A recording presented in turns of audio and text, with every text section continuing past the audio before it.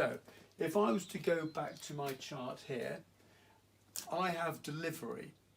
Okay, so it separates into two angles. So if we have a delivery at 9 o'clock in the morning, right, if I was to say that the findings settle within 6 to 8 hours, by 3 o'clock in the afternoon, 6 hours on, the cask may well have dropped bright.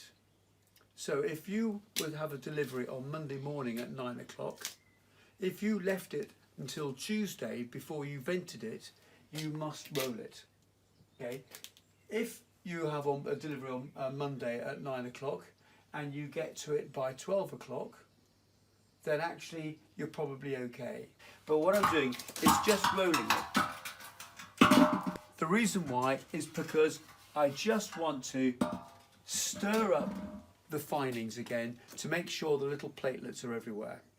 Because otherwise, if I came along and vented it with the findings all down at the bottom, you've now got bubbles coming up, disturbing the bottoms. But when you disturb the bottoms, the platelets will stay low in the cask. But actually what will happen is the bubbles will come up and they'll carry sediment with it. Once the sediment gets above the platelets, the findings, the isinglass, it will then no longer drop down, it will just sit in suspension. And actually that will probably answer why you see so many murky pints of cask ale in trade. And the reason why is they've let it drop down bright before they've vented it. Now going back to my chart, you can now see why I've got the two avenues, but you can see roll and vent. So all I then do, I need to make sure I get the positioning right. So I've got a temporary gantry here, but I'm just going to do a couple of things. Now, if you look at the top of the cask, if I'm now looking at vertical extraction, can you see that the top of the cask is actually crowned? So where is now the gas pocket? It's actually in the centre of the cask as opposed to where the keystone is. So if I drive widget through the top of this, the tap body, right, it's going to go very deep into the cask.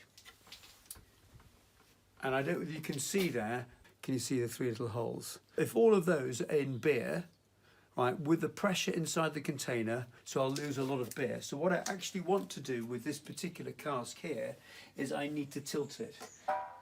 Why? Because I've now got the cask angled so the gas pocket is directly below the keystone. So when I drive it in and I will drive it in closed like I've got it here now. And then what I'll then do is with a soft peg here is put the soft peg in and then open it quietly. So I now can control the way the gas escapes. So what I then do is I now leave it for at least 24 hours. So if you were to have vented, thinking about our timings now, that I've delivered at 9 o'clock, only 8 hours later, I've rolled it first, I've now then vented it, so I'm now looking at something in the light, for my maths is correct now, 5 o'clock in the afternoon. So I've now got 5 o'clock in the afternoon, I've now vented it. So that's now Tuesday at 5 o'clock. So I'll leave it until Wednesday 5 o'clock. Now Wednesday may be a poor time, so what I will then do is I'll leave it until Wednesday evening when I put my cellars to bed. All I do is take the soft peg out and then I will close it off. Because when I open it up on Thursday, I will listen. And if I hear, clearly there's gas still in there, so all I now need to do is let it condition for another 24 hours. If I hear nothing, then the beer is ready, and so I can now tick it. So if I go back to my chart here, it has taken me only 2 days. It may well take you a lot longer than 1 to 3 days, but I'm not worried, right? Because I've got plenty of time. Because once the conditioning is complete, so once I've managed to open my nozzle now and heard nothing, I have now got, believe it or not, 10 days. So I can now have a succession of casks all ready for me, ready to go. I don't know if you've got auto tilters, some of you might have the auto tilters. The gas pocket will be somewhere around here. So when I drive through the top of it, which I have to do, because you can see when I drive through it, I drive through to make sure I've got it completely holed. But what I need to do is I need to make sure that the cask is level. I will have a soft peg which I place in just finger tight.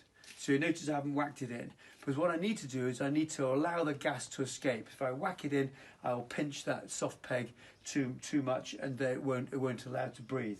So all I then do is I now have vented it, so I go back to exactly the same timings.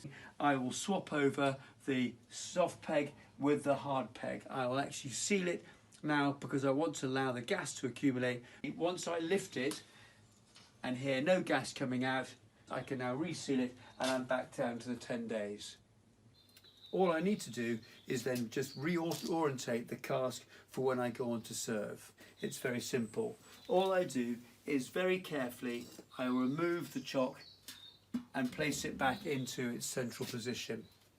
I will then get a widget and then I will open it up, and then I will insert this. But what I need to do is make sure that this is clean, so it's been thoroughly taken apart when you clean it, because cask ale is notoriously quick at picking up any bad infection from any dirty equipment you're using. So the cleaner the equipment, the better the cask ale. So all I do now is insert it. Be careful where you insert these widgets, because it does take a little bit of time for the widget to fill up with beer, therefore the float at the bottom actually to start floating. Otherwise, if I put it in too quickly, I will drive it straight to the bottom of the cask. So all I do is I place it in, and then I will secure it. Notice that the venting valve is closed. I've got a blanking plate on the top of the cask here, so this cask is now ready to go. So all I need to do is take the beer line off the previous cask that is on. I need to flush the lines out with water, preferably clean them, and then I will then attach cask line to the new cask. Drive it in as an angle, right? Because what I will need to do as the cask empties, I will also need to tilt the cask. So I will be tilting the cask in due course, but as it's tilted, it just makes life so much easier to screw the cask beer line onto the tap when it is at that angle. Then I'll go into the dispense phase.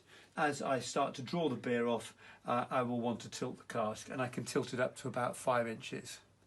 The finings will stay in the belly of the barrel. They set like a jelly, so actually they don't move, and that's the same for vertical extraction.